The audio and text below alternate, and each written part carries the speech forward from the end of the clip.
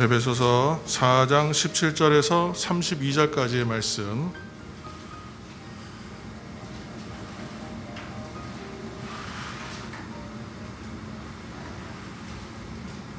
제가 말씀을 봉독하여 읽겠습니다. 그러므로 내가 이것을 말하며 주 안에서 증언하노니 이제부터 너희는 이방인이 그 마음에 허망한 것으로 행함같이 행하지 말라. 그들의 총명이 어두워지고 그들 가운데 있는 무지함과 그들의 마음이 굳어짐으로 말미암아 하나님의 생명에서 떠나 있도다.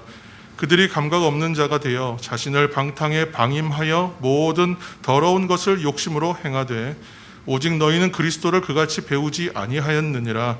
진리가 예수 안에 있는 것 같이 너희가 참으로 그에게서 듣고 또한 그 안에서 가르침을 받았을진데 너희는 유혹의 욕심을 따라 썩어져가는 구습을 따르는 옛사람을 벗어버리고 오직 너희의 심령이 새롭게 되어 하나님을 따라 의와 진리의 거룩함으로 지으심을 받은 새 사람을 입으라. 그런즉 거짓을 버리고 각각 그 이웃과 더불어 참된 것을 말하라. 이는 우리가 서로 지체가 됨이라. 분을 내어도 죄를 짓지 말며 해가 지도록 분을 품지 말고 마귀에게 틈을 주지 말라. 도둑질하는 자는 다시 도둑질하지 말고 돌이켜 가난한 자에게 구제할 수 있도록 자기 손으로 수고하여 선한 일을 하라. 무릇 더러운 말은 너희 입 밖에도 내지 말고 오직 덕을 세우는데 소용되는 대로 선한 말을 하여 듣는 자들에게 은혜를 끼치게 하라. 하나님의 성령을 근심하게 하지 말라.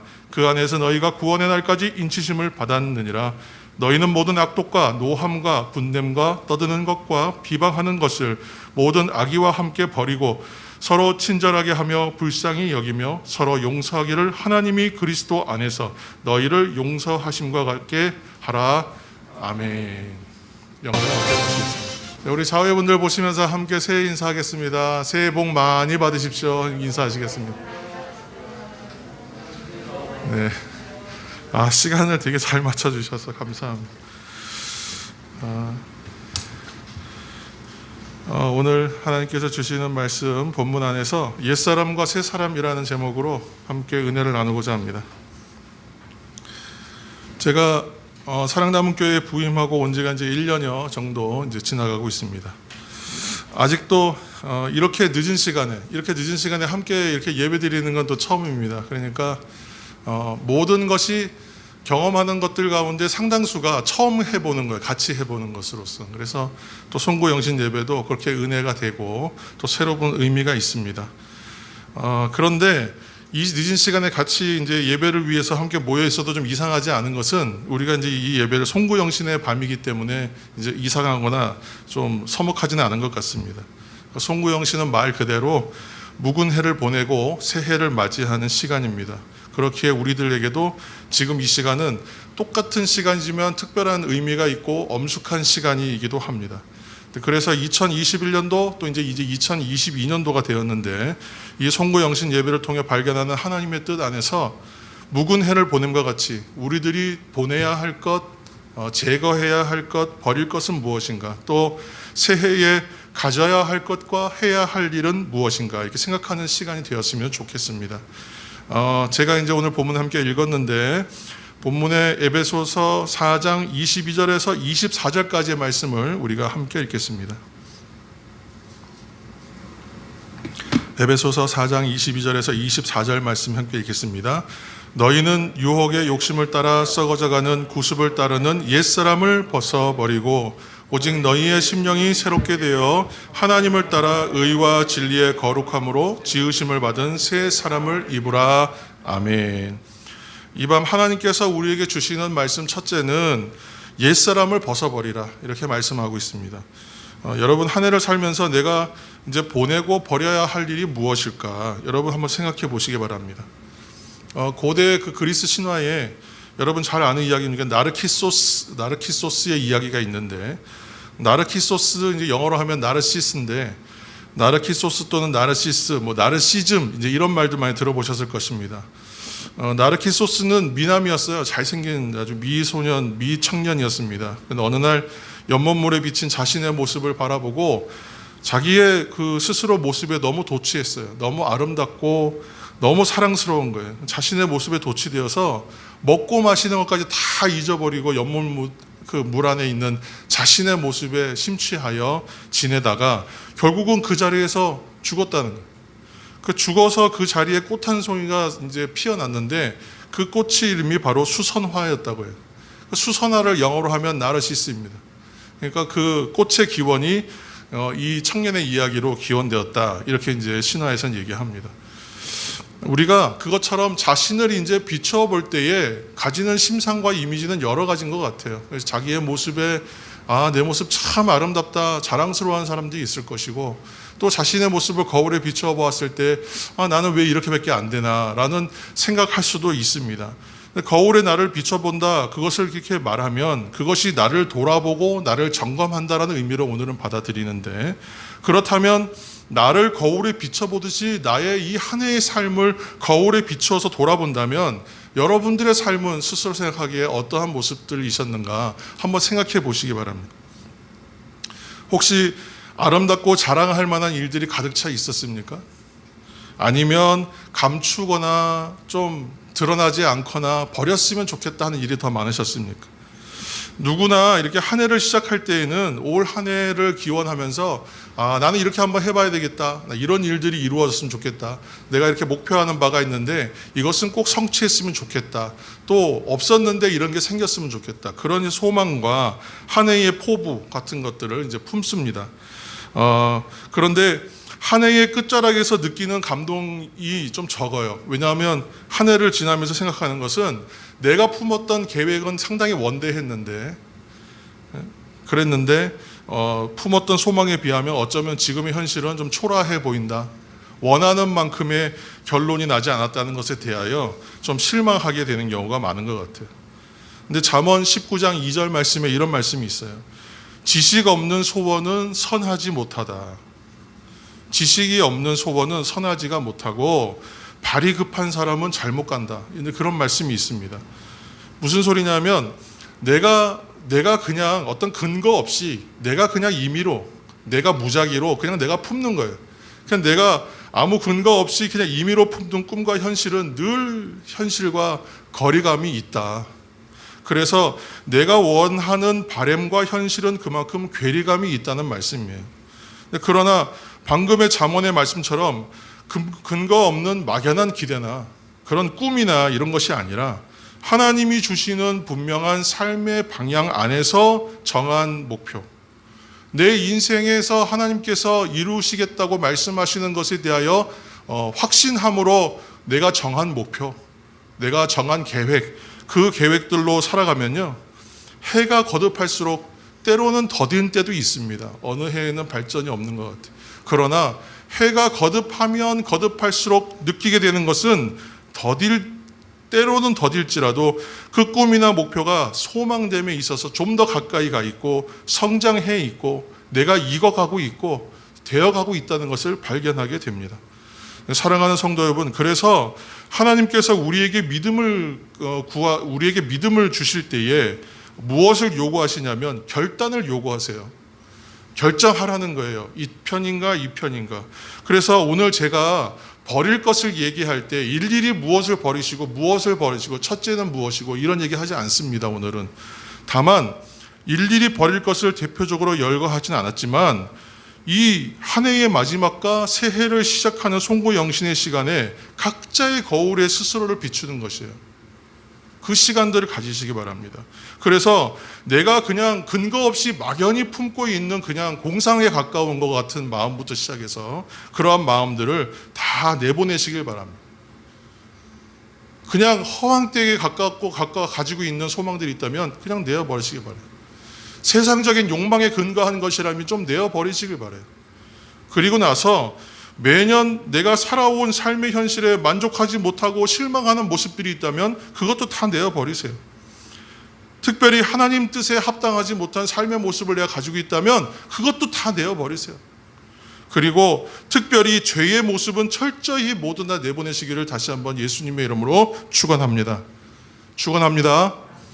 2022년 새해에는 그래서 하나님이 주시는 꿈과 소원과 소망을 품고 이 소망을 이루기 위한 믿음의 결단이 있으시길 다시 한번 축복합니다. 그러므로 오늘 말씀에는 옛사람은 그렇게 벗어버려야 할 것이고 그러므로 새 사람을 입으라 이렇게 말씀하십니다. 새 사람을 입으라. 이전에 버려야 할 것이 옛사람의 일이었다면 우리가 입어야 하는 새 사람은 과연 무엇일까? 새 사람은 무엇이고 어떻게 새 사람이 되는 것인가? 먼저 새로운 존재가 되려면 새로움을 힘입어야 될 것입니다. 그래서 우리가 에베소 4장 23절 말씀 읽겠습니다. 4장 23절. 오직 너희의 심령이 새롭게 되어 아멘. 오직 너희의 심령이 새롭게 되어. 먼저는 심령이 새로워져야 된다 그러는데 그것은 우리가 쉽게 이해할 수 있는 말로 하면 마음이 새로워져야 되는 것이죠. 그래서 예수 그리스도를 나의 주인으로 온전히 영접해야 하는 것입니다. 벗어버릴 것을 벗어버렸습니다. 벗어버려야 하고요. 그리고 제거해야 할 것을 제거했어요. 그러니까 버려야 할 것을 다 버리고 난 다음에 우리가 할 일은 뭐냐면 이제 나를 새롭게 하시는 분을 내 마음의 주인으로 새롭게 영접하는 것, 그것이 우리가 해야 할 일입니다. 그래서 영접할 때 주님이 우리 안에 계심으로 내 마음과 생각을 새롭게 해주세요.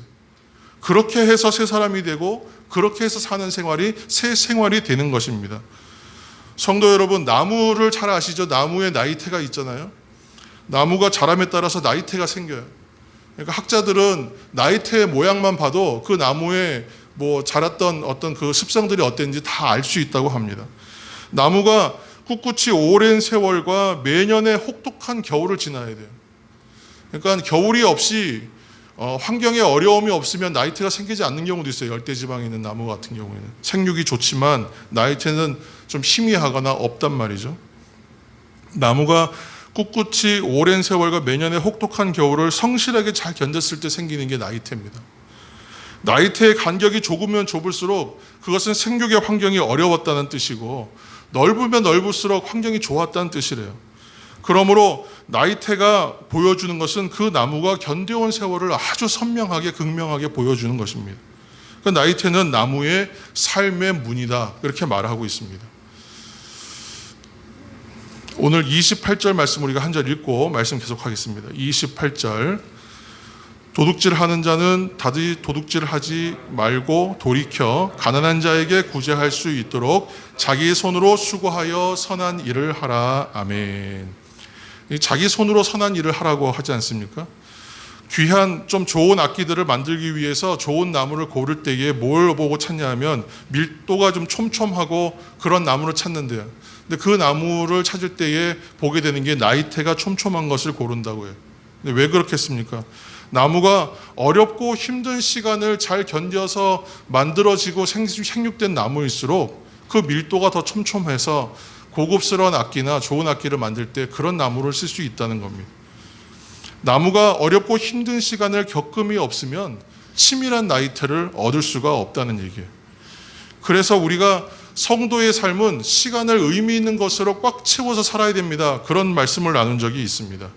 시간을 그렇게 살아내야 되는 것이죠. 그처럼 인생도 첫 번째로는 수고함이 있었을 때에, 그리고 두 번째로는 선한 일을 할 때에, 세 번째로는 성실함으로 살아갈 때에 의미가 있고 열매가 있는 인생이 될 수 있다는 것입니다.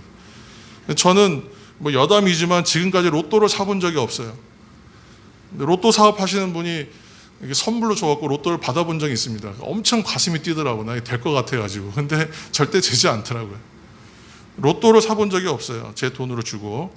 왜냐하면 제가 사면 진짜 당첨될까 봐 저는 안 사요. 농담입니다. 여러분 재미없으신가 봐요. 일확천금이나 요행으로 인생의 열매를 얻을 수 없다고 생각하기 때문에 저는 로또를 사지 않아요. 그리고 로또 사가지고 진짜 돼가지고 큰 돈이 생기면 제가 또 딴 마음을 품을까 봐 일부러 안 삽니다. 주는 사람은 생각도 안 하는데 혼자 맨날 이렇게 김치국물을 마시고 있는데, 하나님께서 그러한 인생들을 우리에게 허락하여 주실 때 일확천금이나 요행으로 인생 변하게 하시지 않더라는 거예요. 그리고 그렇게 해서 살아낸 인생에 열매가 없습니다. 그 인생이 허무해요. 로또 사가지고 맞아갖고 잘 됐다는 인생은 별로 못 보잖아요. 복권 사서 인생이 망한 사람들 얘기는 참 숱하게 우리가 봅니다. 게으름과 그리고 나태함 또한 마귀가 틈타기 좋은 상태일 뿐이에요. 결국은 성실함, 또 수고함, 또 하나님께서 기뻐하시는 선한 일, 선하다는 것은 하나님의 품성을 닮은 일들을 다 포괄합니다. 그렇게 살아내었을 때 열매가 있다는 것이죠. 29절 말씀도 함께 읽겠습니다. 29절 무릇 더러운 말은 너희 입 밖에도 내지 말고 오직 덕을 세우는 데 소용되는 대로 선한 말을 하여 듣는 자들에게 은혜를 끼치게 하라. 아멘. 또 덕을 세우는 선한 말을 하시기를 또한 예수님의 이름으로 축복합니다. 말은 아가 다르고 어가 달라요. 말 한마디로 천냥빚을 갚는다는 얘기도 있습니다. 어떤 말들은 살리는 말이고 어떤 말들은 죽이는 말이에요. 인생에 있어서 저도 제가 한마디의 말 때문에 정말 마음에 큰 위로 받았던 적도 있고 또 한마디의 말 때문에 큰 상처를 받은 적도 있습니다. 그렇기 때문에 말이 듣는 사람들에게 어떠한 영향을 주는지 잘 알아요. 살리는 말은 어떻습니까? 먼저 이 살리는 말은 나를 먼저 살려요. 그리고 듣는 대상을 살려요. 죽이는 말은 어떠냐면 먼저 나를 죽여요. 그리고 듣는 사람을 죽여요. 무슨 말씀이냐 하면 이 말을 제일 먼저 듣는 사람이 제가 듣는 거예요. 내가 말할 때 이 말을 제가 제일 먼저 들어요. 그리고 그 사람이 들어요. 그렇기 때문에 내가 살리는 말을 하면 내가 먼저 살고 상대도 살려요. 그런데 내가 죽이는 말을 하면 어떻게 돼요? 나도 죽이고 저 사람도 죽이는 거예요. 여러분 어떤 말을 해야 되겠습니까? 그럼 말에는 권세가 있다 그러잖아요. 말에는 권세가 있다. 안녕하세요, 안녕하세요, 안녕하십시오, 평안하십시오. 항상 인사하면요, 안녕하고 평안한 일만 생기는 것 같아. 그런데 맨날 저주의 말을 퍼보면 어떻겠습니까, 진짜. 그런 말만 들으면 사람이 우울증걸려서 죽고 마는 거예요. 그것처럼 말의 권세가 있단 말이죠. 그러니까 이 말의 권세를 어떤 일들에 사용해야 되겠어요? 선한 일들에 사용하는 것이 옳다는 것입니다. 그래서 오늘 말씀처럼 이것이 은혜를 끼치는 일이 된다라고 에베소서에 말씀하고 있는 것입니다. 그래서 하나님 앞에서와 그리스도 안에서의 삶은 항상 내가 뭘 생각해야 되겠습니까? 내가 누구인가를 생각하고 시작하는 거예요. 행동과 말과 모든 것에 이르기까지. 그래서 하나님 앞에서의 삶과 그리스도 안의 삶을 우리가 계속 얘기하는 이유는 항상 내가 어떠한 옷을 입은 사람인가, 내 신분이 무엇인가, 내 정체가 무엇인가를 얘기하고 있는 것입니다. 요한 1서 3장 13절에서 14절 말씀을 제가 읽겠습니다. 요한 1서 3장 13절 형제들아 세상이 너희를 미워하여도 이상히 여기지 말라. 이렇게 말씀하시면서 14절에는 우리는 형제를 사랑함으로 사망에서 옮겨 생명으로 들어간 줄을 알거니와 사랑하지 아니하는 자는 사망에 머물러 있느니라. 이렇게 얘기하고 있어요. 자, 이 말씀에 이어서 오늘 본문 32절을 마지막으로 함께 읽겠습니다. 32절 서로 친절하게 하며 불쌍히 여기며 서로 용서하기를 하나님이 그리스도 안에서 너희를 용서하심과 같이 하라. 아멘. 우리가 무엇을 결정할 때 무엇이 기준이 되든가 저희 항상 기준이 무엇이냐고 질문하는 청년들이 있었을 때에 성도들이 있었을 때에 저는 동일하게 이야기했어요. 생명이 있는가로 판단하면 된다 그랬어요. 이 일을 통하여 생명이 살아나는 일인가, 이 일을 함으로 인해서 생명에 유효하고 도움이 되는 일인가, 그렇게 결정하면 된다, 그렇게 생각하면 된다 그랬어요.